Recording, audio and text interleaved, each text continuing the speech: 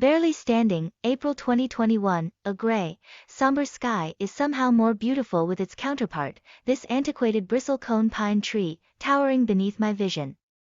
I sit beneath it as a fairly antiquated person myself. I try to come here daily, but busyness and the world's paranoia inhibit me from coming more than weekly some weeks. Leaving your own home upsets people, but what's ironic is this place is home, outside, under this tree. Still, the relief I feel seeing this tree after all these years gives me a reason to go out of my way for it. When I was young, my parents would take me to this tree to fly my beat-up old kite, or to pass the frisbee. My mom when she was young was taken here by her parents to have picnics, and my father years later met her accidentally when she was reading a book under this tree as a late teen. This tree is how they met. It's how, in part, I became an idea for them. Turns out, I was the only idea to come forth from them by God's mercy. It took a decade from their meeting, and 8 years from their day one of marriage. To conceive me, no sisters and brothers came before or after me, my own son has gone before me, and my husband left not long from today. I still grieve their deaths, especially Kenneth's, under the solace of this pine palace, February 1965, look mom, let's go to that tree again, yes, honey, and what a beautiful rosy sky today. Daddy doesn't say a lot when we come here, but he always pick me up on his shoulders. I can tell he is happy by his smile, and even by his not saying anything. Gotta play frisbee now. December 25, 1964, dearest Anne, we want you to have this journal. We know you're writing on loose paper and everything these days, but we want you to store your best memories, deepest secrets, and honest heartaches in this journal. And when it's full of those, we have a small box of more of them we want you to keep. August 1972, I don't know why my dad had to leave us before I even turned 16, before my future wedding, before anything major happens. Just me and mom, in heartbreak, this dumb journal almost willed this to happen. It took years, but mom always said to put honest heartbreak in here, and honestly, my heart is too broken to write anymore. October 1974, see you later for lab, Tracy. It's been a couple months since moving on to college campus, and I see a box I still haven't unpacked. Everything else pretty much is where it needs to be, but this box was the one mom gave me of stuff she thinks I'll need. I'm pretty sure I won't because she always overpacks. Let's see, the journal. Has it been a couple years already since Dad died? I feel like a child faking a college career as I open this journal. Tears remind me what you have done for me, not against me. I buried too much when Daddy died. We have some catching up to do. July 1979, it's been such a short time since graduating college and I'm already marrying Kenneth. It was meant to be when I met him in 1975. It was like life began again. I'm sure you'll get lots of meetings with me in this new chapter. It's so good to be back at this tree for our wedding. Home again, March 1984, I wish I could express to Kenneth what I can so easily express to you. God, you're the reason, not this journal, that I can move forward after my daddy's death, and why I met Kenneth in the first place, and why this tree is still standing. But this journal is an easy way to speak to you. I should say journals, many. I've got about 30 lying around and they are all filled. This is the last journal of the box my parents gave me when I was a child. I'm off to grab some more. November 1984, if you had told me Kenneth would only take until the end of the year to follow you like I do, I'd laugh. But I'd wait that long all over again. December 1984, it's been a long 5 years wanting a child, and I'm so thankful for little Ruth.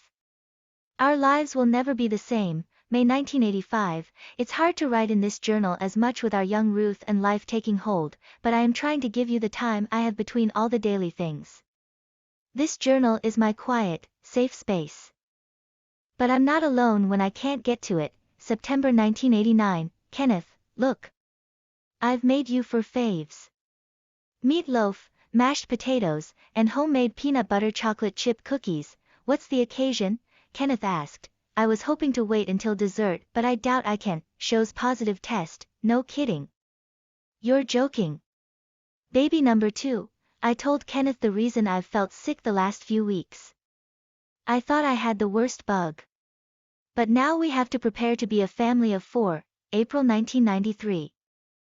Ruth, you're about the age now that I was when I first saw this tree, but I'm so glad you have been around this pine palace for your whole life so far.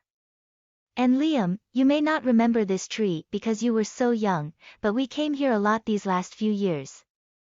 With your daddy working so much, this has been the best place for us to see garden life. The sun shone brightly upon the earth below as greenery and life awoke from a long winter's nap. Susan. Hey, how are you? It is so good to see you again this year. How was your nap? It was good, Daisy. How was yours? It was good. Feels so great to stretch towards the warmth of the sun. It looks like you have a part there that is not wanting to stretch out. It was a hard winter. I had ice packed and all around me. Hoping the sun will tease it on out. Well, hello there, my little beautiful friends. Foxy, how in the world are you? Good to see you rejoin us this year, said Daisy. It's always good to be seen. Did I miss anything yet? No. We are just getting started. I remember last fall the gardener just threw out a bunch of old seeds in that empty space over there where Loopy was. It used to be just grassy weeds and such. Wonder what will grow there. Oh, I remember old Loopy being there by herself.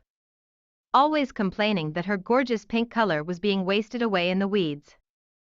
Said Susan, I remember back in the day when that was a beautiful bed of lupins, bee balm and various lilies.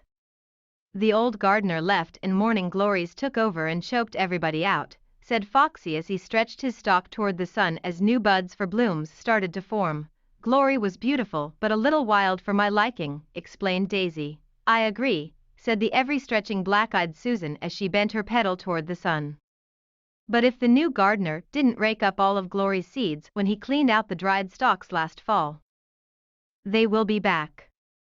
They are quite persistent. The sun awakened more wonderful life from the ground over the next few days, and green sprouts of various shades were being seen not only around the main bed of established friends, but over in the new bed where new life was beginning to show itself. Hi everyone, said a bright red chrysanthemum as she popped up next to Susan, opening her bright petals toward the sun. Chrissy, hey.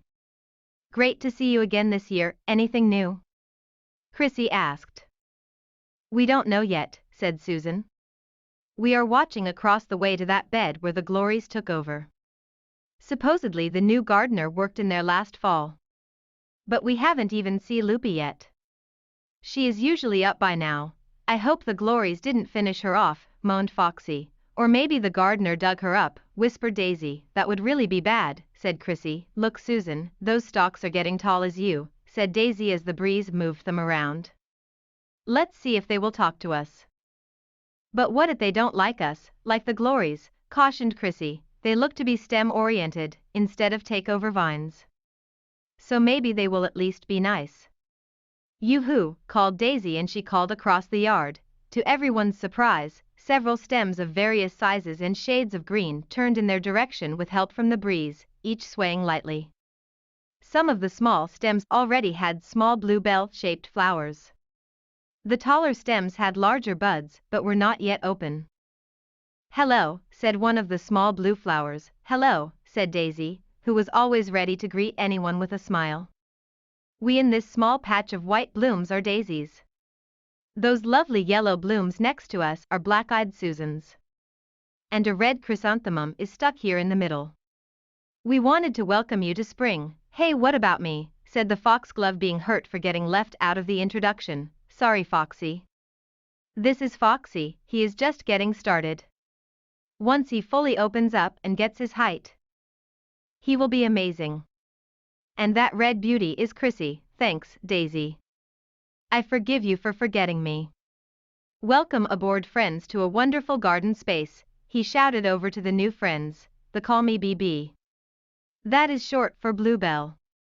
My family comes from Scotland. Hello, BB, said a bud on a tall stem next to her. I too am a bellflower. They call me Tall Bell. Maybe we can call you TB for short, whispered BB shyly as she looked up at the tall stem moving in the breeze. What will your color be?